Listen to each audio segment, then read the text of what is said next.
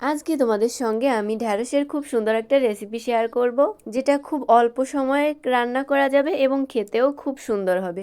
তো প্রথমে আমি ঢ্যাঁড়সগুলোকে অর্ধেক অর্ধেক, একটা ঢ্যাঁড়সকে 2 ভাগ করে নিয়েছি। এভাবে অনেকগুলো ঢ্যাঁড়স কেটে নিলাম এবং কিছু চিংড়ি মাছ নিয়েছি, ছোট চিংড়ি, যেটা হলুদ আর লবণ দিয়ে আমি তেলে ভেজে নেব। কারো যদি চিংড়ি মাছে কোনো সমস্যা থাকে তাহলে চিংড়ি মাছ দিও না, কোনো সমস্যা নেই। তো চিংড়ি মাছ ভাজা হতে থাকুক, এদিকে আমি মশলাটা রেডি করে ফেলি। তো আমি নিয়েছি কয়েকটা কাঁচা লঙ্কা, মানে কাঁচা পাকা লঙ্কা, আর নিয়েছি কালো সরিষা। এটা আমি মিক্সিতে পেস্ট করে নিয়েছি, একটু জল বেশি দিয়েছি আর কি। তারপরে চিংড়ি মাছগুলো ভাজা হয়ে গেলে তুলে নিচ্ছি।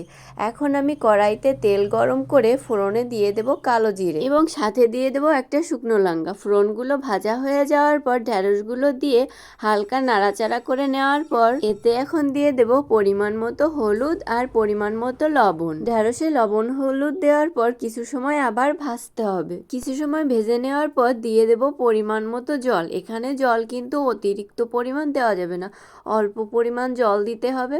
আর জলটা দেওয়ার পর ঢাকনা দিয়ে ঢ্যাঁড়সটা ঢেকে দিতে হবে। এখন ঢ্যাঁড়সটা নরম হওয়া পর্যন্ত অপেক্ষা করতে হবে এবং ঢ্যাঁড়সটা নরম হয়েছে কিনা দেখার জন্য ঢাকনাটা তুলে যখন দেখব যে ঢ্যাঁড়সটা নরম হয়ে গেছে, চিংড়ি মাছগুলো দিয়ে দেব এবং নাড়াচাড়া করতে থাকবো।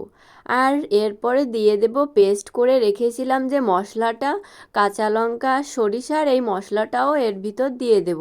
এরপরে আর আমি ঢাকনা দিয়ে ঢাকবো না, কিছু সময় এইভাবে নাড়াচাড়া করতে থাকবো। যখন জলটা পুরো শুকিয়ে হালকা মাখা মাখা একটা ভাব চলে আসবে, তখন বুঝতে হবে আমার ঢ্যাঁড়সের রেসিপিটা হয়ে গেছে, তখনই নামিয়ে নিতে হবে। আর হ্যাঁ, আমি যে পেস্টটা দিলাম কাঁচা লঙ্কা সরিষার, ওইটা দেওয়ার পর কিন্তু খুব বেশি সময় রান্না করা যাবে না, না হলে কিন্তু তেতো ভাব চলে আসবে। তো দেখো আমার ফাইনাল লুকটা রেসিপির কি সুন্দর হয়েছে না, একদম কম সময় হয়ে গেল। আর হ্যাঁ, আমার ভিডিওগুলো তোমাদের কেমন লাগে অবশ্যই কমেন্ট করে জানাবে, এবং যারা আমার ভিডিওটা ফেসবুকে দেখছো তারা তাড়াতাড়ি লাইক এবং ফলো দিয়ে আমার পাশে থাকবে, এবং যারা ইউটিউবে দেখছো সাবস্ক্রাইব করে অবশ্যই আমার পাশে থাকবে।